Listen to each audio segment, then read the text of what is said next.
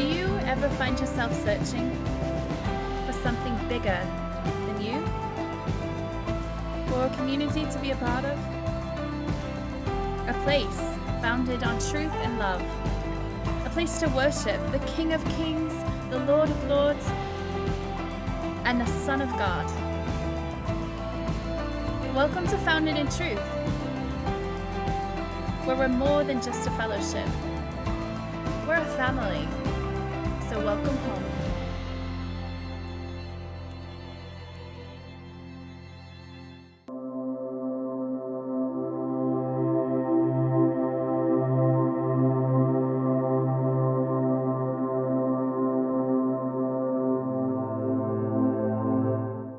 Shabbat Shalom. And Happy Hanukkah, right? Happy Hanukkah. Yeah, we'll get some excitement, some motivation. I'm excited about going to the Tonkins this evening and celebrating this amazing time of the year. I think it's fitting that the weather is how it is outside. I just walked outside. I always like to pray before I get up and speak, and I walked outside. It was a crisp, cool air, and it's kind of dim outside, right? The sun's not out. It's kind of gloomy.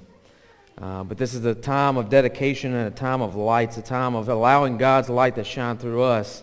And so I thought it was kind of fitting that it was like that. I was reminded of John when Yeshua was at the temple during the Feast of Dedication, and it was wintertime, and I thought it's really fitting that it's a cool day outside, because just a few days ago it was very warm. So I want to start today just by thanking everybody here. You have an amazing community here. I've been, for the past 8.5 weeks, I've been at Fort Jackson. I'm from Louisiana, like he said, Monroe, West Monroe, Louisiana. I've been at Fort Jackson attending the United States Army Drill Sergeant Academy. Graduate on Wednesday, so this is kind of my last weekend here. And over the past 8.5 weeks, I've been able to come here and be a part of the fellowship here. Matt and Jenny have graciously allowed me to stay in their home. They don't realize how much that has helped, because I stay in a barracks while I'm at the academy. And even though it's a nice barracks, I have my own private room, I have a stove, all this stuff. It's very nice to get out of that environment for just a weekend, even if it's for a night or two, sleep in a comfortable bed and wake up into a normal house. And so it's been great to have that break from the environment that I've been in. Have a few other people, Jason and Pete. They've hung out with me a little bit while I've been here. We took some joy rides and had some fun, made it feel like I was really at home. The Sainers who are here, I think I said that right, Sainers, who allowed me to be in their home one day, one Shabbat. I very much appreciated that, just graciously allowed me to come in while Ellie was giving a message, and that I know she poured her heart and soul into and went to God about. I can always tell when someone puts a lot of energy into something, especially like a teaching or something like that, when the food matches the teaching, right? Because Ellie gave this message, and in the message she talked about pie and this slice of the pie, and you want the whole pie, not the half of the pie. And then what she served, we had this great pecan pie afterwards for dessert, and I love pecan pie. Again, another taste of home for me, so that was a very welcoming thing. So I appreciate that. And then the Tonkins, there we are. Opening their house. I made sure several times that it was a public event before I said I was coming, so I appreciate y'all opening your house graciously, not just to me, but to everybody else. It's really a great fellowship, and I told Matt, there's no other way to explain it than this just feels like my home away from home. I spent Sukkot with a lot of you guys and girls, women, men, this past Sukkot, and the timing was perfect, right, because I spent some time at Sukkot with you guys, and then I was able to come up here immediately following and spend these last 8.5 weeks here. So that's kind of my introduction, my thanks. I appreciate that. Hanukkah is a time of miracles, right? And I kind of want to open up with a couple of stories, personal stories for myself about miracles that God has done in my life. The first one has to do with today. When they cornered me up about 7 weeks ago, they said, "Matt, when are you going to teach here?" And I said, "Man, I'm not here to teach. I need some refreshment every week to come up here and be able to be rejuvenated from a God-fearing, Torah-observant fellowship." They said, "Oh, no. Give us a week. You're teaching." I said, "Well, I'll do the last weekend I'm here, because the Drill Sergeant Academy is really intense, really tough, long hours, lots of information, lots of studying, sleepless nights, I said, I'll do the last weekend. From what I understand, it kind of gets a little bit better as the course goes on. The last weekend ought to be good. Boy, was I ever wrong. So the miracle this week is that the week that I had planned to be able to prepare and give a message and do diligence to God and His Word was the week that I had no time to prepare. So the miracle is that what you hear today is straight from God and not me. As a matter of fact, I was sitting out in the lobby this morning writing my notes on a Sharpie and a piece of paper here. So it was neat because this week I like to prepare and I like to pray a lot and I like to build up a message. I love to build slides. You're not going to have any slides today, I'm sorry. You've got a nice graphic and that's it. So I like to prepare and everything, but I knew that I was going to have a word to speak when God woke me up on Wednesday night and I had dreamed this message. I'd been praying about it, meditating on it, and I woke up and I said, man, I just dreamed the message I gave. I dreamed this moment standing right here in front of Fit. I also had the opportunity to listen to a friend earlier this week give a message down in Columbia. The only free time I had this week, I went and spent and heard someone else deliver a message from God who also gave some words and poured into my life and gave me direction for a message today. So the other miracle I want to talk about happened years ago. Is anybody here, you come into this walk and you learn about God's feast days and you say, oh, there's Hanukkah, there's this thing, it's not in the Torah, I don't know if I should do it or not. Just me? Okay. Oh, no, I got one, thanks. So, you come into this walk and I'm like, what do we do with Hanukkah? It's Jewish, right? And what do we do? And so my wife and I, we came to a point before we had children and stuff years ago, we said, I think this is something we should do. I think that we could get behind this day, this celebration, and I'll talk about why later on, but we came to a conclusion as a husband and wife, this is the year we're going to start celebrating Hanukkah. So it was kind of late. It was like about Thanksgiving time we decided this, and so I get online, and I'm kind of a guy that if I'm going to do something, I'm going to go all out, right? I'm going to do it big. So I'm not just going to go to Hobby Lobby and get this little Hanukkah. I'm going to go find the best Hanukkah. That's just kind of how I am, right? So I went online. There's an artist in Israel. His name is Yair Emanuel. I love his style, bright colors, and we have a lot of his stuff now. Yair Emanuel had this beautiful Hanukkah you could buy and order from Israel, hand-painted, had these birds, and real elaborate. I said, that's the Hanukkah I want. Waited till the next day to order it, sold out online. Couldn't find it anywhere. I said, well, babe, I think we're just going to get some little tea lights, and we'll just do Hanukkah that way. I'll order the fancy Hanukkah later. I work in the military, as I said, and so the military had me down in Jackson Barracks that week, which is in New Orleans, about 5 hours from home. And so we were just going to light some little tea lights in our room for Hanukkah. And New Orleans is a place that I used to call, I still kind of do, I say that's my town. I live on the opposite end of Louisiana, but I love New Orleans. I love the culture, not the bad part. Stay away from Bourbon Street. But it has a robust Jewish culture. It has a robust food culture. The people are super friendly if you get a chance to go there. One of the best museums in the world is the World War II Museum in New Orleans. You can spend about 4 days there and still not see everything. So I love the city. I love all that. What I did not know is that right in the heart of the French Quarter, there's a Judaica store. Right in the heart of the French Quarter. And I've walked all through the French Quarter all my life. And so we're walking at this time of Hanukkah. We're going down the street. I can't remember what street it is now, to be honest with you, but we're walking through the French Quarter. Again, this is the time of Hanukkah, day one. This is the first day of Hanukkah. And all of a sudden, I see this store, a little small, tiny shop, Judaica store. I said, I never knew this was here. Let's go in. Let's check it out. Walk in the front door, and what is standing right there on the first display as I walked in the door? The Yair Emanuel Hanukkah that I had dreamed about, or dreamed of having. I wanted it. So I said, look, this is crazy. We got to buy it. I don't care what the price is. It was cheaper than online by $20. I picked it up, took it to the counter. I said, I've got to have this Hanukkah.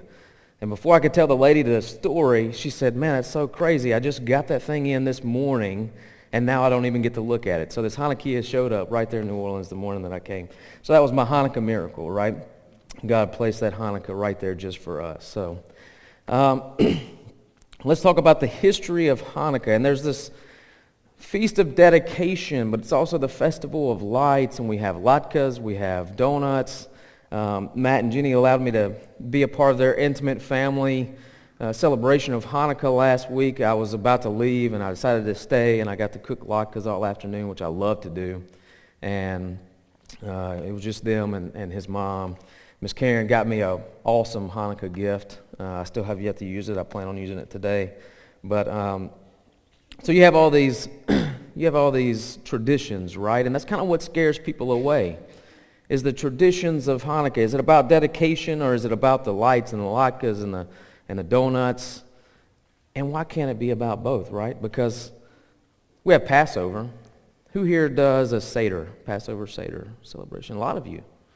You know that the Seder that we do today was not at all observed in the first century at the time of Yeshua. It's a tradition, but it's a good one, and it's a way to honor the celebration of Passover. Another tradition for Shavuot is eating dairy, cheesecake. I love cheesecake. Cheesecake on Shavuot definitely wasn't a tradition in the wilderness when Israel was walking through the desert. But does that make it a wrong tradition? Absolutely not. So I think that traditions are good. Traditions instill a sense of pride, right? Last night was kind of the culmination of my time at the Drill Sergeant Academy. We did a 12-mile ruck march, 12K, not 12 miles, 7.5 miles, where you have to, you have your pack on your back, weapon in your hand. You have to carry these crew-served weapons. You have to pick up water cans along the way, this 200-pound dummy, all these things. It's a tough time. It was cold. You get done, you're miserable, you're dehydrated, your feet are hurting. I've got a purple toe this morning. But then what makes it all better, at the end of that 12K ruck march, you go into the woods, and they have this rites of passage ceremony with these lights, and everybody says the drill sergeant creed, and they put the badge on you and stuff. And it's that tradition that makes it all worth it. It's that tradition that makes you realize the tough times that the people before you came through, right? And that's why traditions are good for Passover. We're reminded of the time when Israel suffered through some great trials, but God brought them through.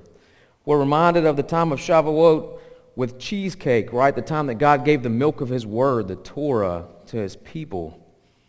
And so these traditions help instill pride. They help instill reverence, because without these traditions, without Shabbat traditions, without the traditions of, at least in my house, the candles and the bread and stuff, used to, we didn't do that stuff, and we just kind of went into Shabbat. I was like, oh, it's Shabbat now, right? But we stop, we pause, we revere God. We say, this is your day, this is your time. This is a time that we honor you, and we give it solely to you. So these traditions do this, and can it not be the same thing with Hanukkah, right? And we'll talk about that. Hanukkah is the Veterans' Day of Israel. A friend of mine earlier this week said that. And I used to say that Passover was kind of Veterans Day, or what was it? No, I said Hanukkah was like 4th of July, and I think I was wrong in that, because that's kind of Passover, right? That's the time the nation of Israel was birthed out of Egypt. But Hanukkah is the Veterans' Day. It's a time to honor the people of Israel that fought for a nation to be preserved in the face of annihilation, in the face of totally wiping away the identity of who Israel had been and who Israel would continue to become, right? And that's kind of special for me, right? Because I'm in the military, and I look back and I think about in our nation, we have D-Day. D-Day, a time where people who fought harder wars than I fought, who have had a harder time than I did, that faced more trials than I did. And I look back and I cannot ever forget that time, because what happens if I do? I forget the freedom that we have because of the people who sacrificed before us. The Maccabees, the people of Israel at the time of Hanukkah, ensured that Yeshua had an Israel to step into, right? And ultimately it was God. But the obedience of the people of that time ensured that when Yeshua came to dwell amongst us, to tabernacle amongst us, that he had an Israel to step into, that he had a Temple Mount to go to and preach to from the fullness of God's word, right? Someone online recently said, well, if we celebrated every national victory of Israel, then we would be celebrating every day of the year. And? Do we have a problem with celebrating God's victories in our history every day of the year? It's kind of like this idea because it's kind of like the idea that when we come into this movement, all of a sudden we think we have to bash everything we came from. And we say, well, God didn't say to worship him on Sunday. Hang on, I beg to differ. God said to keep the Sabbath. And if someone wants to worship God on any day of the week, is there anything wrong with that? I personally get up and I worship God every single day. And then I honor his Sabbath in the way that he said, right? We have to be careful about what God has said to do and not try to inject words into his word about things that we're not supposed to do, right? Because God told us we're to keep the feasts, the 8 feasts of the year. He said, these are my feasts, keep these things. But nowhere does he say, don't honor the other times that I'm going to provide victories from this point forward. He doesn't say, when I do a great work, forget about it, leave it in history. That's what he doesn't say, right? When we refuse to honor Hanukkah, when we refuse to honor the victory that God has in our history, they win, right? Because this is a story, this was a time where the Hellenists wanted to wipe away the identity of Israel. And a certain amount of people said that's not going to happen. And when we refuse to honor God for the victories that he has in our history, then they win. They effectively have won that battle that was established so many years ago. The story of Hanukkah didn't start a couple of centuries before Messiah. The story of Hanukkah started in Egypt, and I think that the Torah portion this week is very fitting, right? Because it's the story of the beginning of the nation of Israel within Egypt through Joseph, a man whom Pharaoh did not know, right?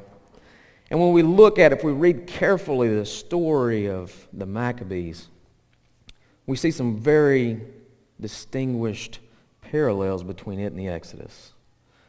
What happens to the people at that time? How did those people start to grab a grip on the people of Israel? Through tax collectors. Tax collectors. And what happened in Egypt? Tax collectors came in and started taking hold of the people through this tax collection. And then what? Then they started to enslave them, and they caused them to make bricks, right? What happens at the time of the Maccabees? They come in, and they made them make this fortress. They made them build this fortress, right? You have a person in the Exodus in Egypt. You have Moses who rises up, and he's going to be a leader to the people. In Maccabees, you have Mattatyahu, this person who's going to rise up, and he's going to cause this separation between Israel and the people around him. You have Moses who drives this slave driver to death. He causes this person to die over the abuse of his brothers. Mattatyahu takes a stand against the king's men and kills them when trying to force them to dishonor God through the worship of idols, right? What's the main theme in these two stories is enslavement of the people. The people have been enslaved by those around them. One, through a very obvious enslavery of making them work long hours all day for the force of the people, and the other through a culture. They were enslaved by their culture that wanted to force the culture of Israel out, right? Can we see that today with us? Is there a culture that's trying to force our identity out? Is there a culture that's trying to say God's people don't need to be God's people? You need to look like the world. If you were at Sukkot, then you know that I love to talk about metaphors, right? I love to talk about metaphors. And Hanukkah I see as a metaphor, not only because I see it as a metaphor in my personal life, but I see it as a metaphor that Yeshua used to talk about himself, right? John 10, as I said, John 10, Yeshua, Jesus, was on the mount during the Feast of Dedication, during Hanukkah.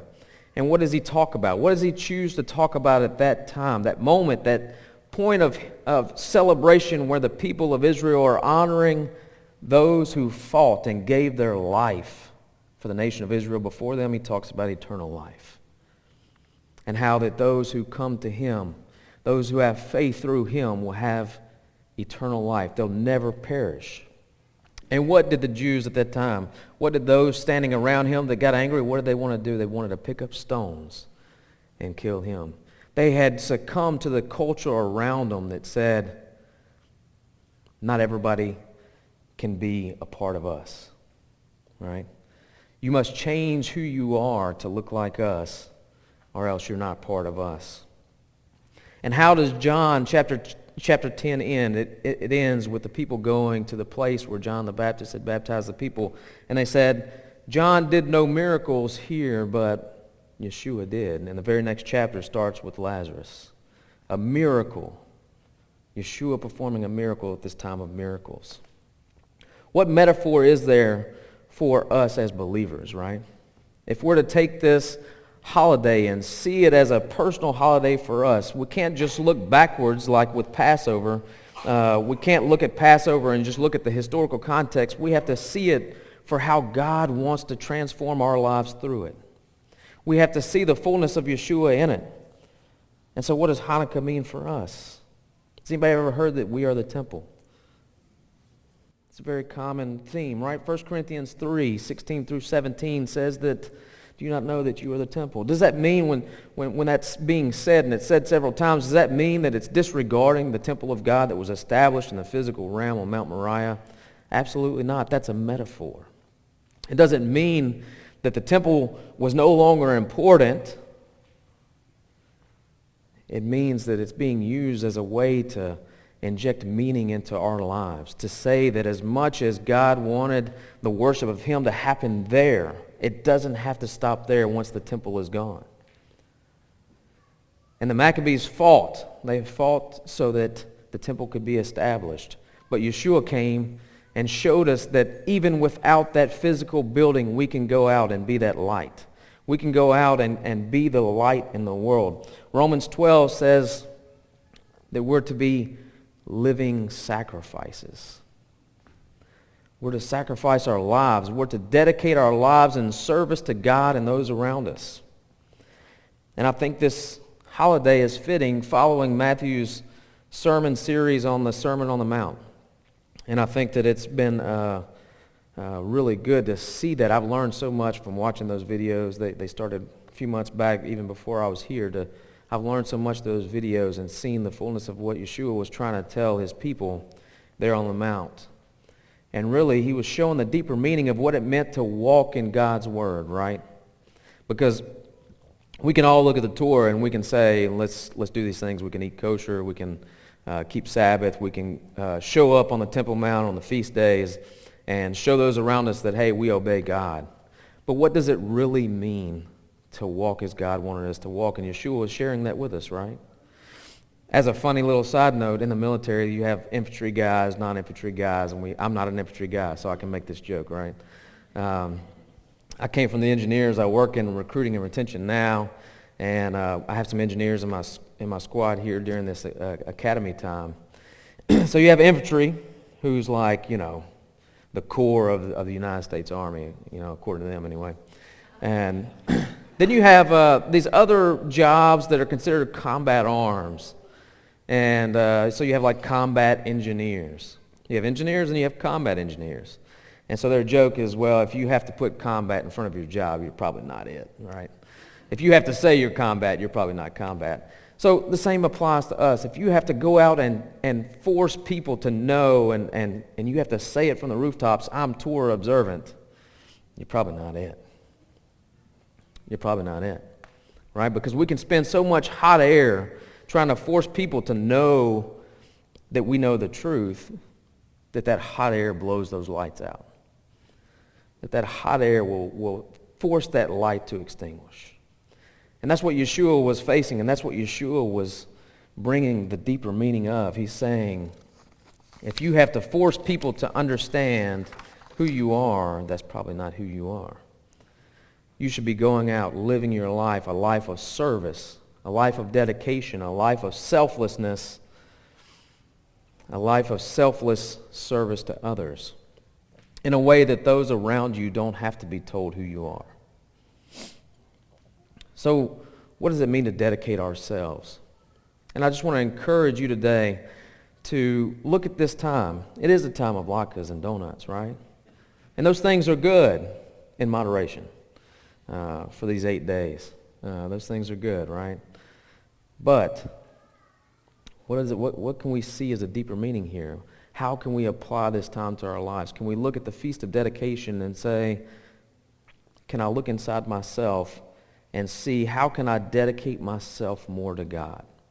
How can I give more of myself? If he calls me to be a living sacrifice and he equates me with a temple, the greatest monument in the nation of Israel at that time, am I doing justice to that responsibility? Is my life reflecting who I am, or am I just blowing hot air to tell people what I believe, right? So I came up with a few things. I started to come up with 8 things for 8 days of Hanukkah, right? 8 things, 8 ways of dedicating your life, and I thought that's a little much, right? Let's just take baby steps. Let's take baby steps with a few things. Can we dedicate our resources more to God? And that's really what it boils down to, right? And resources, I'm not just talking about money, though we'll get there, but what's the most valuable resource in our life? What's the one thing that we'll never get more of? Time. Time. We'll never get more time. When I first started this walk, and I said, I'm going to start keeping Shabbat. I didn't work. I rested. But you know what I did all day? I watched football. I love football. Where's my veterans? I know I was here a few weeks ago, and we had some veterans. Any Navy veterans? Navy veterans? Good.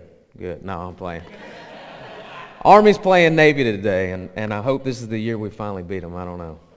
But I used to sit on my couch, and I watched football for like 12 hours a day. I thought, what a blessing from God. He gave me this day of rest. My wife, she's like, you going to watch football all day? Now I'm like, God said I can rest, right? Is that a realistic application of what God intended for his time with me on Shabbat, for me to sit and watch football all day? I don't think so, and I came to that conclusion after a couple years and many conversations and trying to justify my actions, right? Do you know, and I haven't ever said this, and I may be showing Matthew's hand in this, and oh well, that's fine. But do you know how I knew some time ago that I really wanted to get to know Matthew better? Because we met each other at a conference. We spent this time in a hotel room for a week, 6 guys in a hotel room like a fraternity or something. They all needed nice cushioned beds and couches, and I slept on the floor like a real man. But so we got to know each other. I didn't even know him before that trip. I showed up, and I'm like, hey, my name's Matt. He's like, yeah, my name's Matt. And I think I mentioned that to Sukkot. Our personalities were so different. He didn't like me at all, right? But there came a time in our relationship where I said, I've really got to get to know this guy better. And do you know what it came from? It came from this conversation we had, and I finally realized, I said, this guy gets up every morning and prays. He wakes up early. I'm like, this guy works from home. He doesn't have to get up early, right?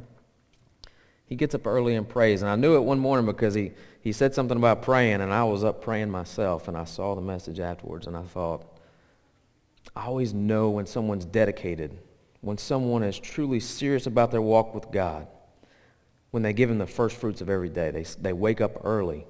One time I was speaking on prayer, and I said, I understand everybody struggles with prayers. Anybody here struggle with their prayer life? You can be honest, right? That's about right. About 60% of hands go up, and those are the honest people. The other 30% that don't raise their hands are just not being honest with me. But no, I'm joking. But prayer is a struggle for people, and I used to say, well, people just don't know how to pray. And then I came to the realization that people struggle with giving God that time. And that's real talk from someone who struggled with prayer, who struggles with prayer still, right? I'm at the academy here where we had 12-hour days and then expected to do our own PT afterwards and expected to study after that and memorize the stuff after that. And I'm getting 4 hours of sleep a night, and maybe God will forgive me if I don't pray at this time, right? So I struggle with it as well, right? But that's what it boils down to. I said that one day, and this lady said, but if I gave God that much time out of the day, I'd have to wake up earlier. And? God's not worth it, right? God's not worth our time to wake up earlier, to readjust our schedules. We spend so much time watching TV, playing video games, going to the mall, doing all these things that don't matter. Is God not worth cutting out some of that TV time, cutting out some of that video game time to give it to Him in prayer? So that's how I knew I wanted to know Matt better way back then, and still to this day. Just the other day I was up praying, and I struggled with something that just this past year at Sukkot, at your Sukkot here at Fit, that God's been working on me, and we had this ceremony of throwing our fears in the fire. Never knew how much it would impact me and my life and my family. My fear is a fear of rejection. Anybody here suffer with a fear of rejection? That's right, I see 2 hands from some people, right? And I wrote this down on a piece of paper, and I crumbled it up, went to throw it in the fire. I had no idea my wife was looking over my shoulder. And she said, our marriage makes so much sense now, you know. So I suffer with this fear of rejection. And earlier this week, Matt, at 4 o'clock in the morning, sent me a message and said, I prayed for you this morning. I'm not sure why, but I want you to know you're accepted by God. And He's using you in a big way. And it was what I needed. And at that moment, I just happened to finish my prayer time, and I'm listening to a song. I can't remember the name of the song now, but it had to do with God accepting me for who He has made me into be. So time. Time also involves your community, right? Everybody here gave up time this morning. Everybody here gave up time this morning to be here to worship God together. I appreciate it, but that doesn't matter. God appreciates it, right? God appreciates the time that you give up to come here. Community is important, but it's not just about this community here. It's about those around you, right? Because God has called us, Yeshua has called us to be selfless servants to everybody around us. If you haven't found a way to inject yourself in the community around you, if you're only coming here and that's your selfless service to God every week, think about how you can dedicate more time to God through the service of those in need around you. Find a way to go to a prison and minister to people there. Find a way to go to a soup kitchen and minister to people there. Find a way to go to, I tell you, and this is not to be braggadocious, but back home we got to a point where we said, well, we're not really sure what we're going to do. We threw on some backpacks with food, water, and Bibles and just took out across the city on foot and just started talking to anybody that would come by. If that's what you have to do, find a way to dedicate more time to God. What's another resource in our life that we'll never get more of? Space, right? Talk about investments. People invest in the stock market. I don't trust all that stuff. Real estate, right? There's only so much real estate in the world. There's only so much space. And right here, not only have you given up your time, but people have sacrificed. As Matthew said, I'm able to stand here today because of the sacrifices of people that are part of this community that allow this to be possible, for you to be able to come here and be a part of this congregation. Do you know, in the New Testament, it talks about synagogues. It was Yeshua's tradition to go to the synagogue every Shabbat. It was Paul's tradition to go to the synagogues every Shabbat. Excuse me. You know that synagogues didn't start in Israel. When we look at the history of synagogues and what we have from archaeology, synagogues started like in Egypt at the time of the Babylonian exile. Because people needed a place to worship God together, to come together outside the land when they had no other resource.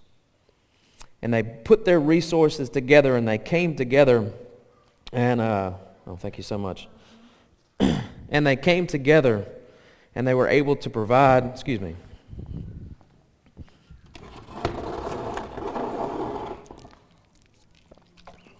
They were able to provide a place for people to come together.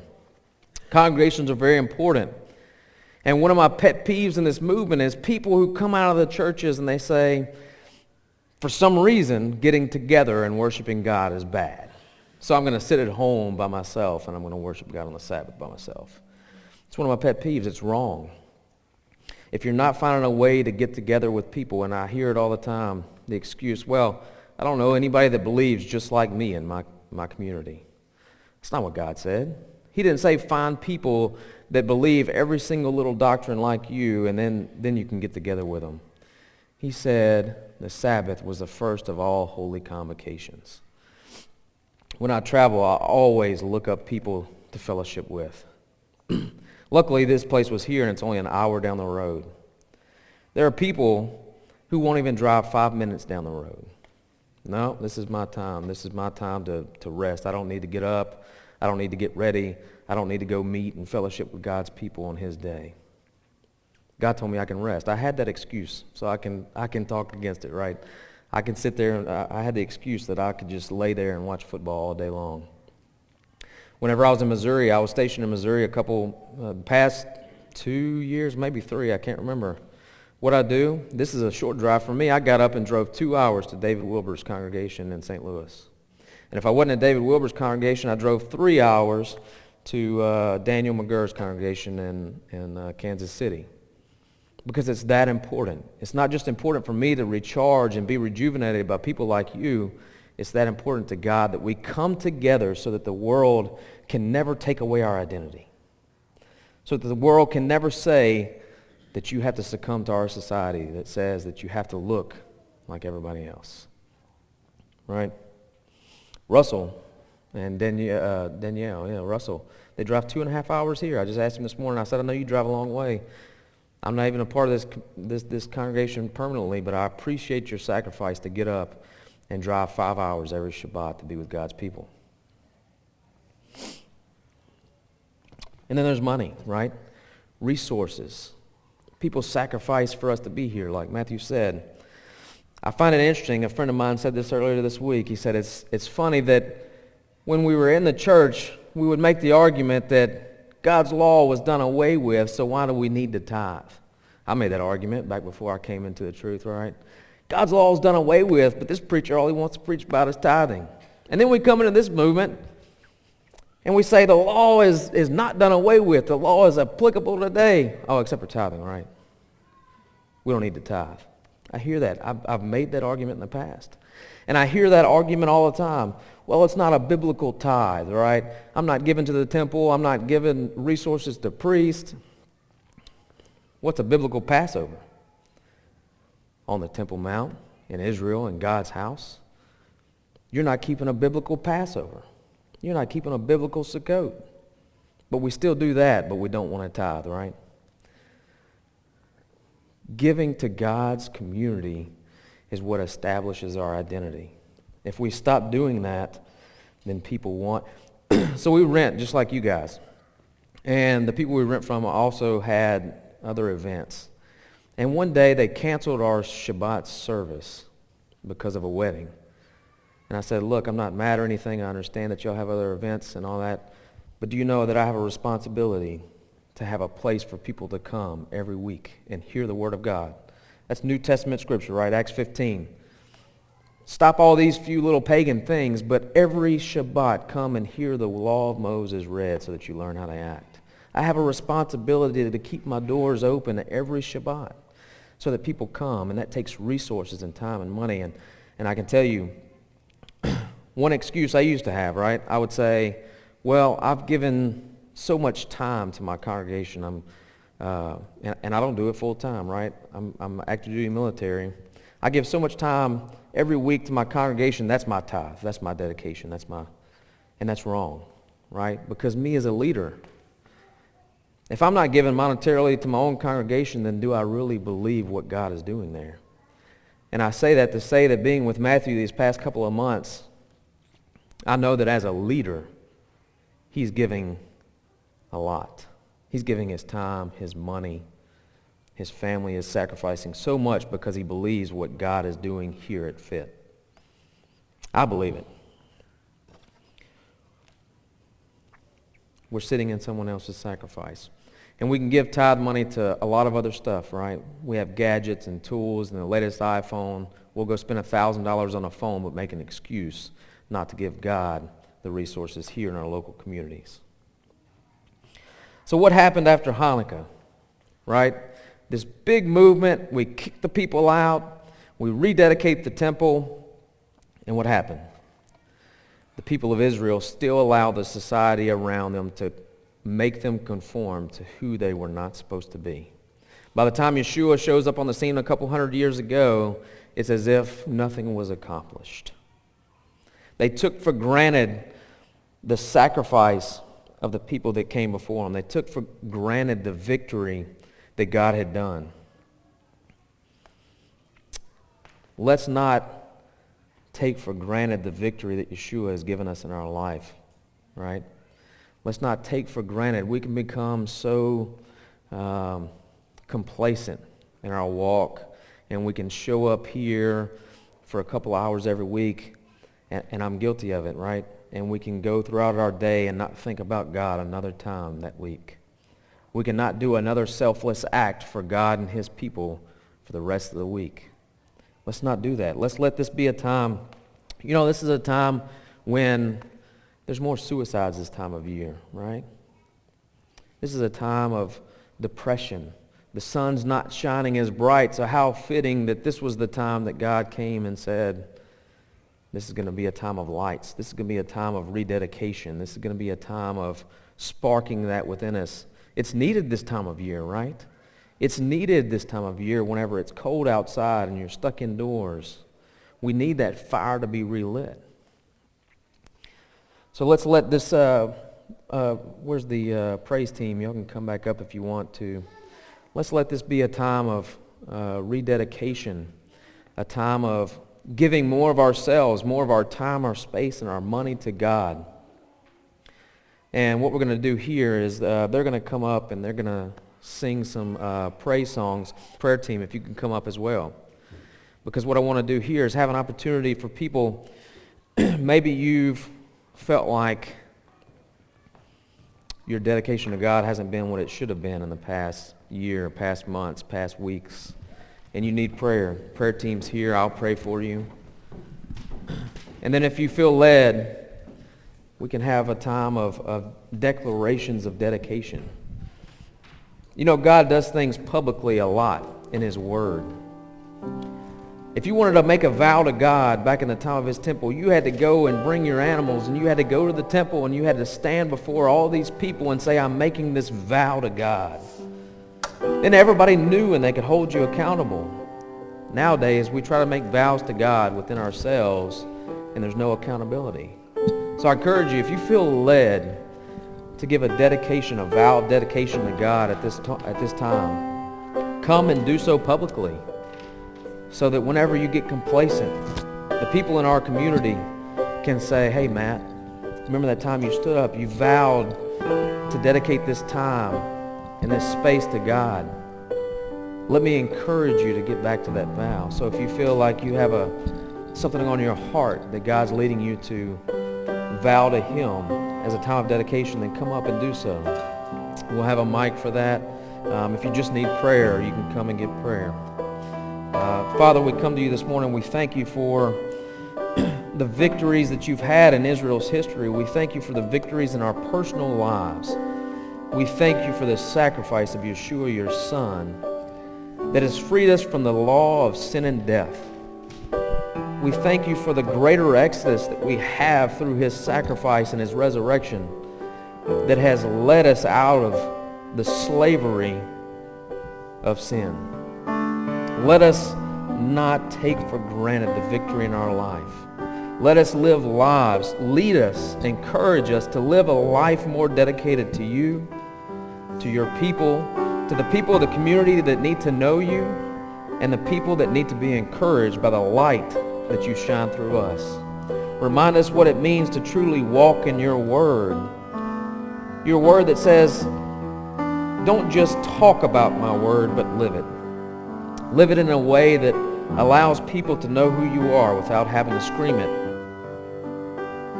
We love you, we bless you, we thank you. Amen.